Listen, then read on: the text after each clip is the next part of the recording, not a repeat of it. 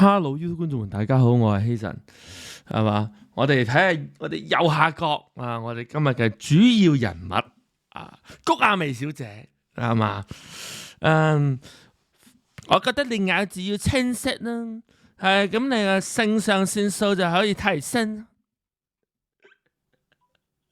啊，佢叫人哋咬字係要清晰㗎，啊，不過咬字佢都有啲唔係好清晰喎，你，唉 ，Oh my goodness，OK，啊，咁啊，我腎上腺素嘛，河馬音咁款嘅喎，同鄉話，唔緊要嘅，就唔係話基格你，不過咧呢條友仔咧，我就覺得係有丁點而黑人憎。咁講真啦，我已經表明我嘅立場先啦。我自己就唔係話太喜歡嘅咁嗰個故事就係咁啦，就冇咩好惡意嘅咁樣，唔係咁喜歡都得噶嘛，係嘛？即係我唔一定要個個走埋嚟我就喜歡佢嘅。咁但係當然，咦？我係咪唔小心將成又好似又冇乜嘢喎？OK， 好，冇事。咁我就琴日咧就見到一個 post， 咁咧就話谷亞薇就公審前輩咁話，咁咧就事關咧就話啦，人哋咧就不停地攞佢嚟做話題啊，哇喺勁到咁嘅樣啊！咁我哋首先睇一睇你有幾犀利先，佢嗰個情況。係點樣人哋攞佢嚟做乜嘢話題？你覺得 post 係點樣嘅咧？我自己覺得黐咗線咯。除咗黐咗線之外，我都唔識點樣形容佢好啊。好唔好啊？嚟睇下先，喺邊咧？呢度。整個你嘆啦。嗱，個故事劇情依家大概係咁嘅。就咁啦。嗱，大家望到嗰個 post 呢度我俾咗大家睇呢個先。自稱某某某老師的那位嗱，首先第一樣嘢你作為一個現在啦就一個咁大熱嘅電視節目嘅一個主要核心嘅評判，你作一個咁嘅 post 出嚟咧。我覺得咧就係有啲唔係咁理智即係所以有啲人就話唔怪得咁多年都撈唔起啦咁其實可能會唔會就係呢一個係主要原因之一咧？當然啦，有啲人就話敢言好嘢叻女咁樣，咁但係我自己唔係咁覺得噶，我覺得呢啲就係開口及咗你嘅啫咁只不過人哋個評論咁樣就呃到落佢度人哋個評論呃到落佢度，咁佢依個咧就作出一個攻擊就純攻擊喎，咁佢又冇講一啲咩佢係純攻擊嘅啫自稱某某某老師嘅那位，如果講我咧可以俾你帶嚟流量咧那麼我都不介意你每一集都盯住我噶因為我深深的知道如果不是我你就沒有流量話題啦嘛，好河馬喎，大佬你係嘛？你唔係話我你邊有流量咯？你咪就係攞我嚟做流量啦嘛！哇，喺呢個係一個瘦啲嘅河馬嚟嘅 ，OK 瘦馬 ，OK 加細馬呢只係 OK 真係我也尊重你是前輩也知道你揾食艱難，唔夠你艱難如果講我可以令你揾到食，我想我也做你一點功德謝謝你啦，某某老師祝福你越嚟越好啦句句有骨嘅你啲骨真係是咁生骨刺落咁多骨都爽爽地嘅，啱唔啱即係如果佢係某某某老師的話咧，聽完又會點咧我唔係講真啦，我係某某某老師，我就睬你一聲臭狐啦我直情唔想理你真係亂嚟噶，我覺得你係即係其實咧佢講到去咁樣啦，其實就有啲人就係聯想到第二個人物嘅出現㗎啦。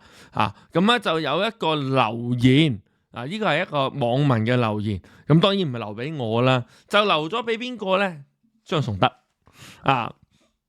咁佢話谷小姐喺 Flash 度話你博流量喎。即係原來張崇德都要博流量，咁佢就張崇德就嗱就開 post 就澄清啦。好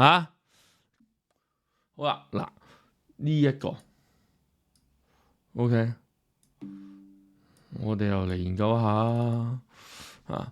呢個咧就係張崇德出翻個 post 就話俾大家知大家一定要睇晒佢同我咁樣今日有人通知我就話某某評審咁樣啦，就出 post 講某人嘅每一條片每一條片即係都係揾佢嚟呢個博流量噶嘛真係講到好堅呢一樣嘢，我覺得係嘛，即係每一集啦，係啦，佢真係講緊每一集嘛，係嘛，即係唔介意每一集啫。佢又冇話喂，你真係每一集都用佢嚟做流量嘅。不過佢就話你冇我就冇流量啦佢仲話咧嗰個某某某咧就自稱咧就大師咁話咁呢個咧張崇德咧其實咧佢就開咗一個叫做線上大師課程咁樣啦，咁就唔知係咪咁樣就自稱大師啦認識我同埋睇我 YouTube 片嘅人咧，佢從來冇自稱過大師嘅，咁咧就亦都冇人叫佢做大師，可能佢就講嗰啲課程就話係大師級課程，咁咧就可能係咁樣啦。咁樣就覺得佢係大師啦。咁有啲人就會認為喂，咁樣高亞薇係咪因為咁樣冇人揾佢學唱歌而要開 post 講呢啲咁嘅嘢咧？都有機會係咪？喂，咁你依家詆毀咗我所以搞到我唱歌冇人揾我教唱歌依家你影響到我生計，我梗係要出聲啦。可能係咁啦。咁但係你影響佢嘅生計嘅時候，人哋就我唔其實咁講咧，我今次我睇嗰個情況就我就會覺得張崇德嗰個即係出 post 嗰個EQ 好似高少少咁樣同埋咧第二點啦，佢就話啦谷亞薇就話咧嗰個人咧就帶嚟流量嘅如果咧唔係佢咧就冇人睇啦，冇流量啦。咁更加唔係啦咁樣，因為我咧一年嚟咧流量都好好，大家可以睇翻咧佢去年即係2025年啦 Top 5嘅影片，同佢一啲關係都冇噶咁真係連黃鄭俊仁都有上榜個影片，但係同谷亞薇就一啲關係都冇啦。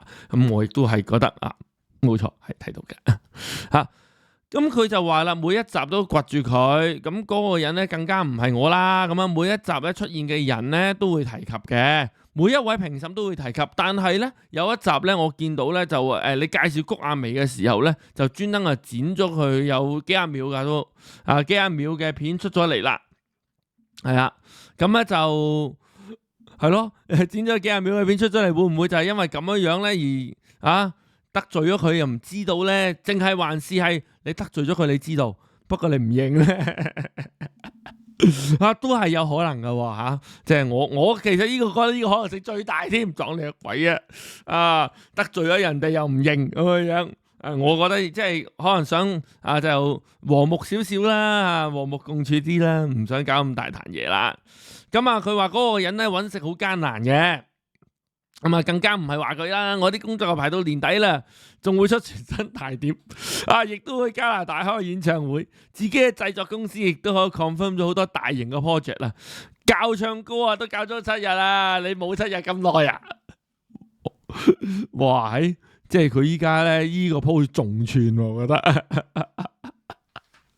我教唱歌教足7日啦，你咧？所以大家就唔好對號入座，唔好誤會佢都唔好誤會我多謝大家。其實咧我自己覺得啦，即係我覺得嘅啫，可能係假噶嘛，大佬大家有權講嘅嘢嘛。我覺得張崇德係玩佢噶啦，谷亞薇都係玩佢嘅，我覺得係咁樣嘅。我認為就係咁款啦。嗱咁啊，即係大唔大師咧，其實就咁嘅覺得係老師都配佢唔起啊！嗱，呢個 post 大家有睇㗎，即係有寫㗎，係嘛？真係對唔住，唔係老師係大師，係我唔啱，竟然降低咗你嘅位置，希望大師唔好介意謝自稱某某大師嗰個OK 既然去到大師咁大師嘅來源會唔會就係佢唱歌大師班大師班咁唔老禮，通常唔係嗰啲 ham 咗嗰啲人先有師班嘅咩 ？OK， 呢個唔好笑係咪？有佢咁樣。嗱，我自己就咁睇啦，佢就即係谷亞薇嗰邊啦，就頂唔順一啲嘅叫做批評嘅評價啦，頂唔蒲啦，咁所以咧就要還都還拖啦咁樣啦，我係覺得係咁款嘅，但係啦，佢係一個什麼人咧？什麼東西咧？佢係一個好多人都以為佢係咪咩網紅拍啲咩小紅書嗰啲網紅就唔係㗎。其實佢喺內地咧就贏咗啲歌唱比賽，跟住再嚟香港參加超級巨星4嘅踢館賽，跟住然之後咧就攞亞軍而一炮而紅㗎。咁當年就喺超級巨星攞亞軍踢館咁當年就都叫唔叫紅過下咧？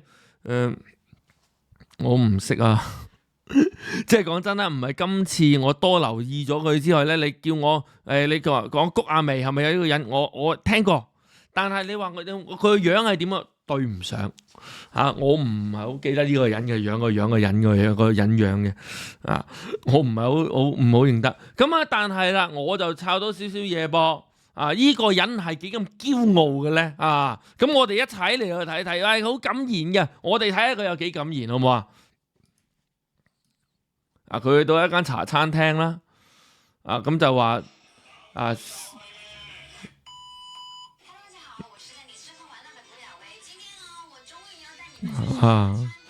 食茶餐廳啲網紅 pose 哇，好勁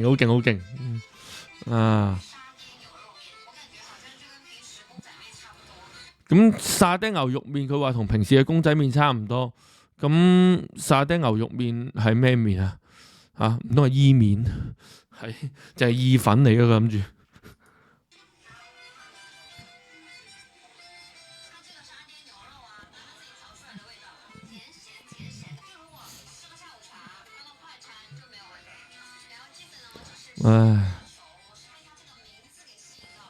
鮮奶球個名好吸引咩？真係俾佢吸引到啦。我下次叫鮮籃球整個好唔好？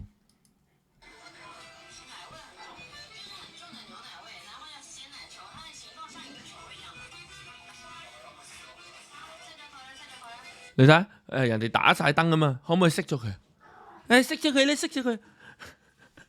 即係其實成個故事咧，佢淨係話俾人用粗口問候啦，咁然之後又話喺度佢講粗口好冇禮貌咁樣係嘛？